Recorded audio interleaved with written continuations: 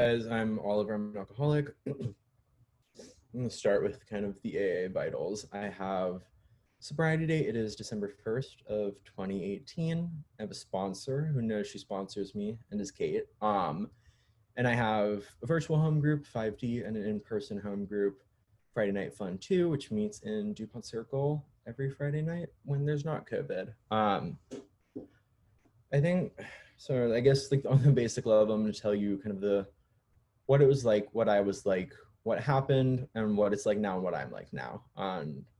And like I noticed that the longer I stay sober, the more I'm able to share my story. And I think that's because on one level there's more insight, and on another level I grow further removed from like this intense self-hate, like more than shame, it was self-hatred that I came in with, and that I can still exist with sometimes today, but the self-hatred that drove me for years. And yeah, so I guess I'll just jump right into it. I grew up in Northwest DC. I had a horrific childhood.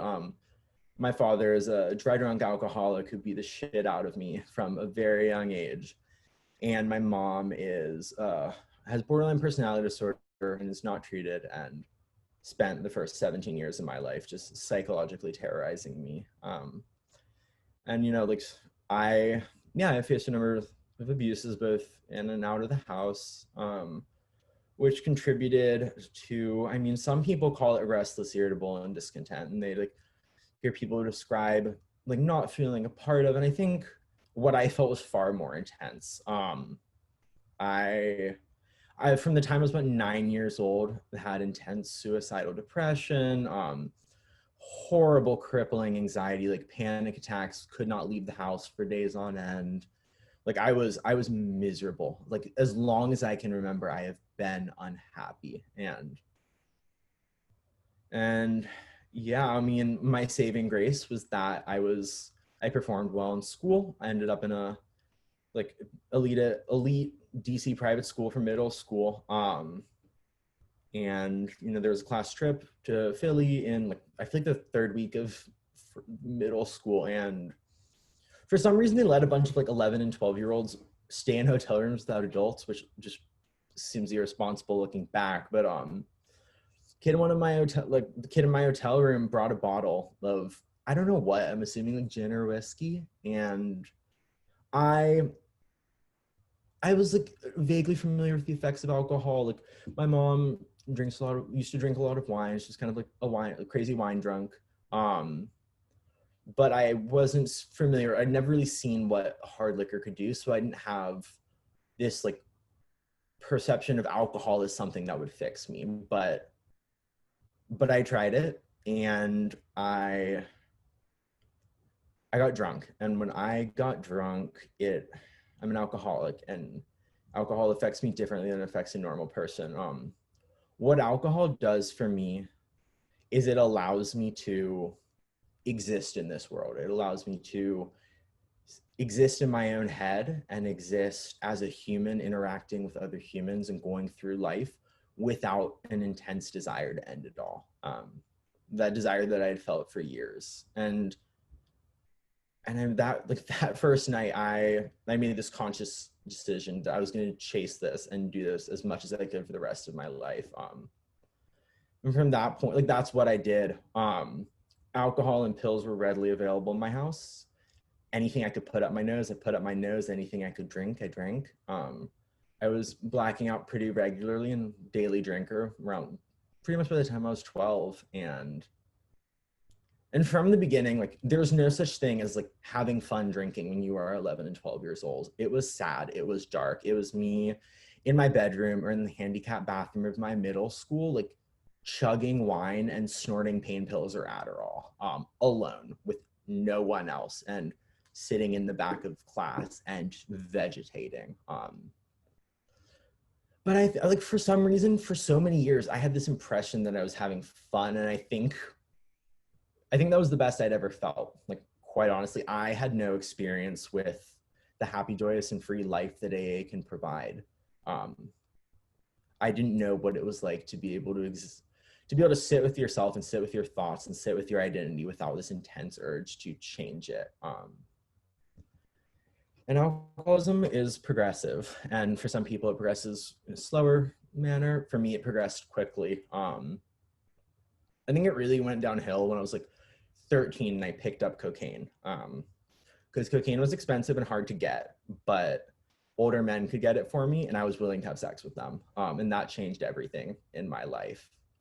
3 months later, I, for a variety of reasons, for selling drugs and threatening to stab people, was booted out of middle school, which I thought was the best thing that happened to me in the world, because there was no, like, my parents didn't want to fucking deal with me. They put me in treatment for 3 weeks. I promptly was kicked out for selling drugs. And I fell in with a group of people that I thought were like really, really cool. Keep in mind, I was 14. These were like 18 through 20-year-olds who sold drugs and carried guns and knives and robbed people.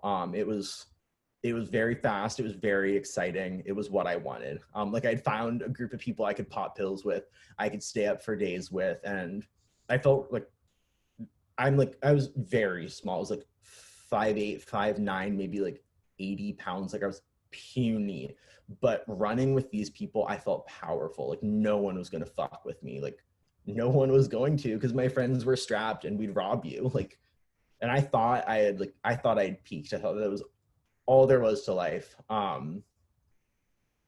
But it's not sustainable. Like, when you're 14 years old doing blow and staying up for days, like, there's nowhere to go but down. Like, you're not going anywhere. I picked up crack, and that's where I really fucking went down.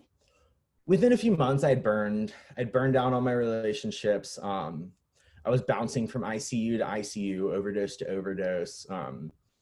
Parents were at their wits' end, kept on getting picked up by the cops, like blacked out on pills and tried to burn down my house and started fighting a cop. Like, it was objectively like very clear that I was out of control. Like, doctors were saying it, my parents were saying it, counselors were saying it. Like, I was a risk to myself and others. And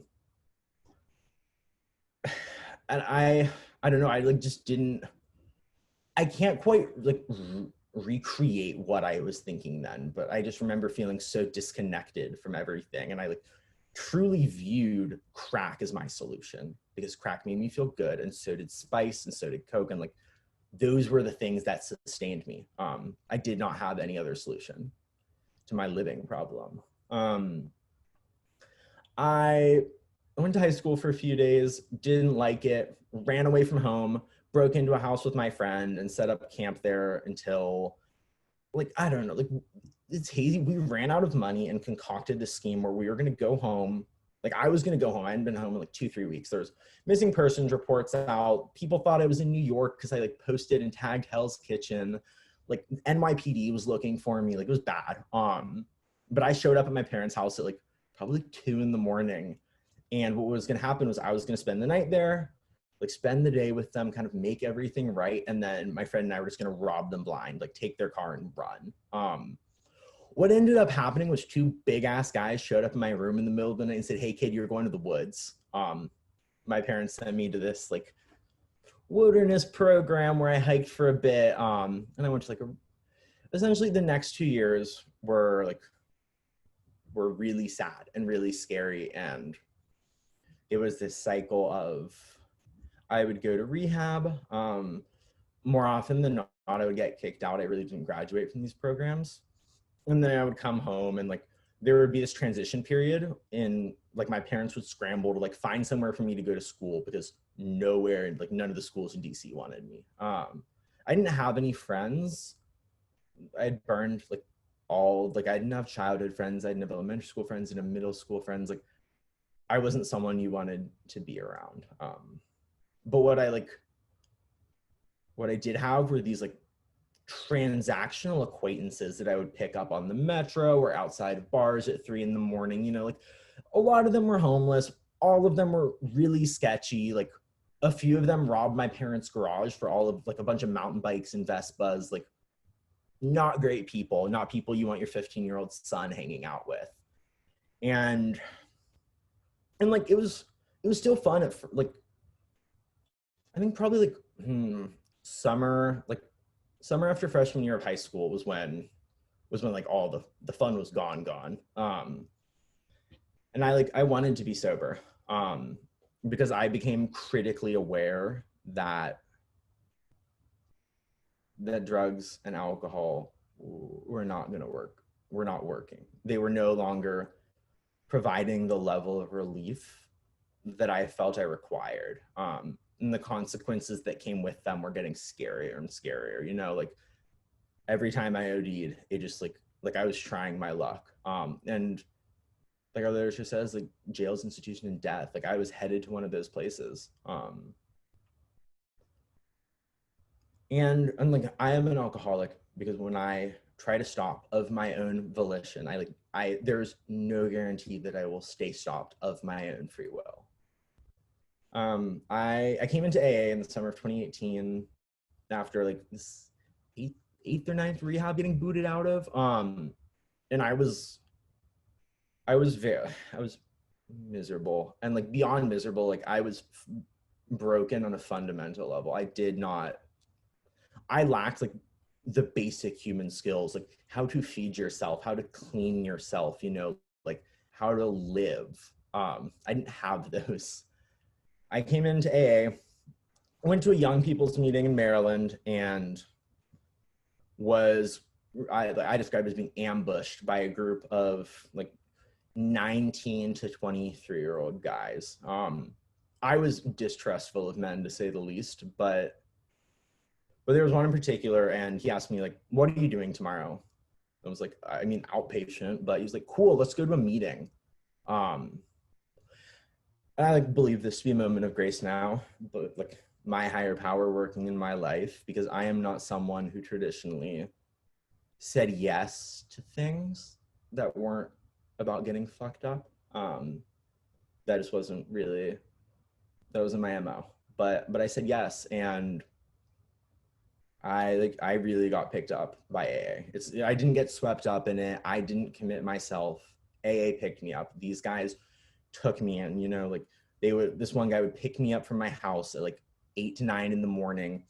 He would go to college, like he would go to class, and I would like sit somewhere on campus and hang out, and he'd like put a movie on for me.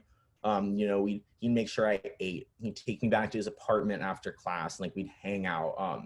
We'd go to the meeting, he'd drop me off at home, rinse and repeat. And like that care, that like level of attention, and the like despair I felt and desire to get sober, like those weren't enough to keep me sober. I had a sponsor in name only. I was not working the steps. I was not honest. I was not running any of my ideas by him. And the reality of this program is that like it is a 12-step program. If you do not work the 12 steps, you will not stay sober. I have seen people try. I've seen people stop working the steps after a period of working them. They drink. You're not, like, if you think you're special, if you think you can float, you're not. I've seen like very quote unquote strong AAs drink. And I lived in this just fucking purgatory for months. I was going to meetings every single day, and I heard the solution. And I heard people who talked about feeling the way I felt in that very moment, talked about drinking the way that I was drinking. But there was a disconnect because the people I saw sitting in the front of the meeting were so obviously different. Like they had confidence, and they had things to live for. They had friends, jobs, passions. Like those were all things that I so desperately wanted, but just thought were so unattainable. And I'm not, and like what ended up happening is in late November, I went on a bender and stayed up for a few days on a nasty cocktail of narcotics, and ended up coming home, and I was sitting in my bed, just like, I probably had serotonin syndrome or something, but like I felt like thinking like, and I realized that I had a few options. I could continue drinking, and my life expectancy was not very long. I didn't have much longer to drink. Like ended up in the hospital shortly after, and tests showed that my liver and kidney were failing. I was actually admitted because my heart was beating at under 30 BPM, combination of severe emaciation and just substances in my body. It was killing me. I was 16 years old and I was dying. And I think the second option was what scared me the most. The thought of, what if this is just eternal? What if I just live out the rest of my life in this cycle? Because my parents will keep paying for me to go to rehab after rehab. I'll come home, I will overdose, and nothing will change, and I will feel this way for the rest of my life. The third option was I could kill myself, and that seemed like very rational to me. That made sense. That was kind of top of the list. But there was the fourth option, the option that had been presented to me for those past few months and offered to me every single day, and I declined it. Because I could work the 12 steps. I could work with a sponsor, I could be honest, and I could do this shit, like, and try to get sober, because I knew I hadn't really tried. So I picked up the phone and I called my sponsor. I explained to him what happened, and then I went to bed. And yeah, that's December 1st, 2018. I did not have the first probably like 7 or 8 months of my sobriety were brutal, were fucking miserable. Some of that was of my making, some of that was not. When I am dry, when I am physically sober without a spiritual solution that gives me a design for living, which AA provides in the form of a connection with the higher power in the 12 steps, things don't get better for me, because I don't have the option of just living on my like system default, because that doesn't work. I just am not wired correctly. So I instantly, like, I was unhappy. I was, to say the least. Like, I like to describe it as, and I see this in a lot of people, like, in early sobriety, the spectrum, like the range of the human emotional spectrum is different. You know, I felt things so much more intensely than I do now. I just, the littlest things would overwhelm me or send me into a deep depression or just fill me with rage. And I didn't know how to deal with that. And I'm so grateful that people did. And life doesn't stop when you get sober. The big book doesn't promise that nothing bad will happen. The big book doesn't promise, like, there are a few specific promises, and the promise that if you work the 12 steps, you will stay sober, so long as you are able to help other alcoholics stay sober. But it isn't, I don't know. I was assaulted at a month sober. And I thought that was the end. Like, I was very sure I was, like, one way or another, I was not gonna make it through. I was either gonna kill myself or drink. And what happened was, people in AA showed up for me in just like the most incredible ways. The only times I spent alone were of my own making, were because I did not want to be around people. I never had to be alone. I was on the phone, hanging out with people, going to meetings. This woman, Sarah, would when my parents would kick me out of the house, like when shit got rough at home, I would sleep on her couch, and she'd like drop me off at the metro so I could go to school. People acted in a way that I wouldn't expect, like, charitable non-alcoholics to act. Like, the time these people spent on me, just the energy expended and put into my like well-being and recovery is really, really, really impressive and awe-inspiring for me. And I made it through. I did not think I would. Everyone told me that I would. I didn't believe them. I thought it was the end of the road for me. But everything's temporary. I continued. I worked the best. I wrote the best fourth step I could. The first time around with my first sponsor, I think there were certain things I'd done, certain things that happened to me that I just I just was not ready to be honest about. And as a result of not doing a thorough and honest fifth step, I didn't I didn't feel better. Like things were, I felt very stagnant. And well, I ended up switching sponsors to Kate. And I got like right into the steps again. And I was able to write a thorough and honest fourth step. And I think reading that fifth step was one of the like, was such an instrumental moment in my sobriety, because I was not raised with unconditional love. I was not raised with parents who said it's okay if you make mistakes. I was raised by parents where my best wasn't good enough, and like nothing I did mattered. I was not enough for them. So to read this doc, like this book full of what I thought to be horrible, shameful things, and I thought the picture it painted of me was unlovable. I thought that at my core, I believed myself to be fundamentally like incapable of love. And to have a sponsor, like to have Kate sit in front of me and like listen to the whole thing and continue to love me and show me compassion and like be in my life, it created a shift in perspective. And I think it was something that helped me grow a conception of a higher power.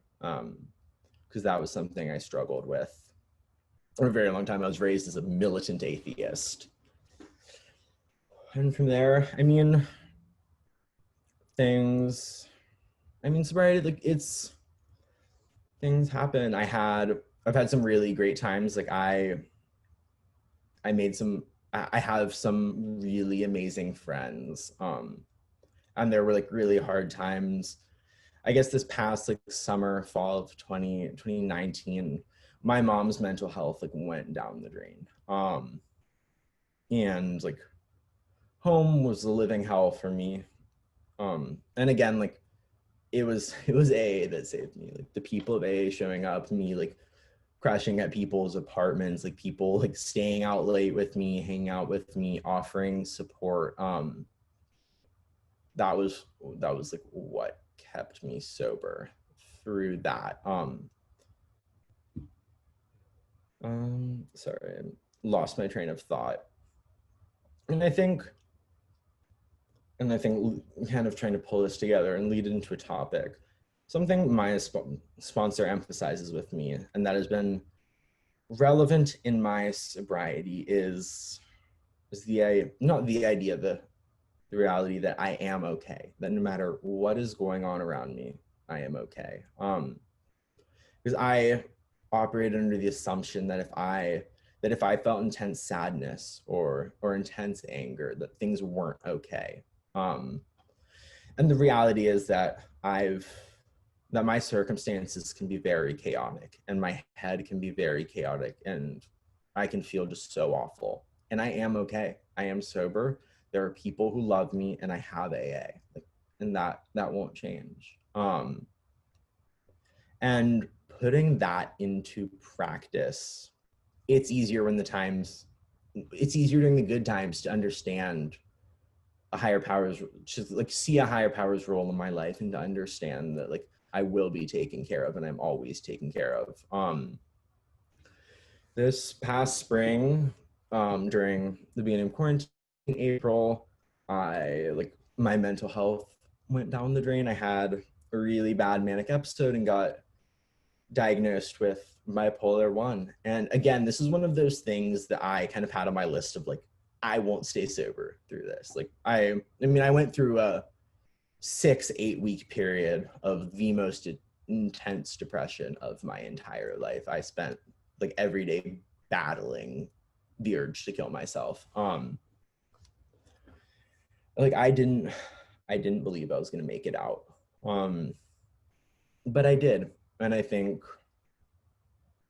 and again, like, just like with everything in my life, like I did not pull myself out of that. I followed the suggestions of others. I did what the doctor said. I did what my therapist said. I did what my sponsor said eventually. And in that order, things started to get better. I feel like this was super scattered, and I'm always hard on myself if I'm not pithy and eloquent. So, but I think I'm going to close with, if you got nothing out of my share tonight, let me leave you with this. I smoked crack when I was 14. Like I was a 14-year-old crackhead. And today I've been sober every year and a half. And I go extended periods of time without the desire to drink or the obsessive thoughts about drinking. And that can happen for you too. Thanks for letting me share.